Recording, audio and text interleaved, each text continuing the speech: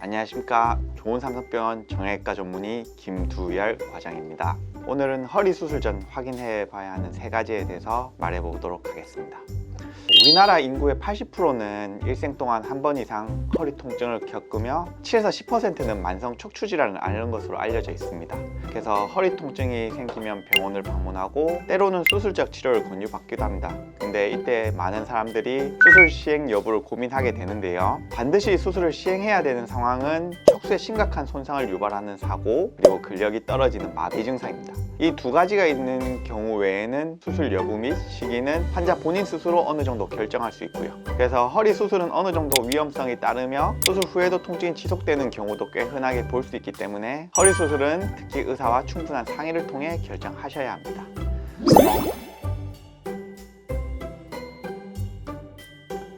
우선 수술 전 의사와 면담 시 최소 4에서 6주 이상 약이나 신경주사를 통해서 보존적 치료를 시행해도 통증이 호전되지 않았는지를 먼저 확인해야 됩니다. 그래서 허리 디스크의 경우 파열된 디스크가 흡수되는 경향이 있기 때문에 보존적 치료가 첫 번째 치료가 되게 되는 것입니다. 그리고 약물 치료나 물리치료, 주사치료, 운동치료 등 보존적 치료로 90%의 환자들이 좋아지며 실제로 수술까지 가는 경우는 5에서 10% 정도 비율로 알려져 있습니다. 그래서 비수술적 치료를 통해서 높은 비율로 상태가 호전될 수 있으며 증상이 심하거나 보존적 치료에도 반응이 없게 되는 경우 좀 더 약물 치료보다는 좀 더 침습적인 치료를 받는 것도 도움이 됩니다. 예를 들면 신경 성형술이나 고주파 수액 성형술 등의 시술이 이에 해당하며 성급히 수술을 결정하는 것보다는 보존적 치료를 일정 기간 시행해 보는 것이 좋겠습니다. 수술 전에 이제 MRI 촬영을 통해서 신경이 눌리는 것을 영상의학적으로 의사와 같이 확인하는 것이 중요하며 수술 후 기대되는 증상 경감에 대해서도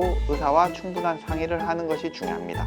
만약에 MRI상 명확한 신경 눌림이 없다면 그건 이제 허리 통증, 디스크에 의한 통증이 아니라 다른 원인에 의한 통증이 있을 수 있으며 수술 후에도 통증이 지속될 가능성이 높습니다. 또한 척추는 여러 레벨로 이루어져 있기 때문에 제일 신경이 많이 눌리는 곳을 수술하더라도 다른 레벨에서 발생하는 증상이 남아 있을 수 있습니다. 따라서 수술은 항상 100% 만족스러울 수는 없으며 항상 위험을 동반하기 때문에 자신의 생활 방식과 연령, 기저질환 등을 고려해야 합니다.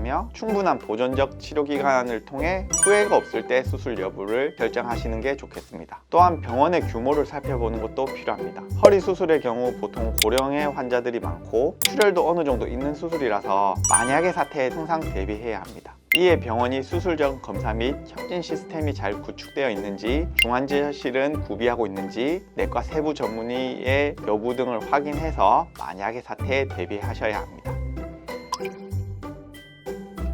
허리 수술의 경우 우리 몸의 중심을 담당하고 있는 만큼 여러 진료과 의료진들이 함께 환자를 돌볼 수 있는지를 확인해야 되기 때문에 종합적인 시스템과 수술 장비가 잘 갖춰진 병원에서 수술을 결정하는 것이 좋습니다. 수술 전 의사와 면담 시 해당 사항 확인을 통해 임상 경험이 많은 의료진에게 수술을 받는 것이 중요하겠습니다. 이번 영상이 도움이 되셨다면 구독과 좋아요 부탁드리고 앞으로 더 좋은 영상으로 찾아뵐 수 있도록 하겠습니다.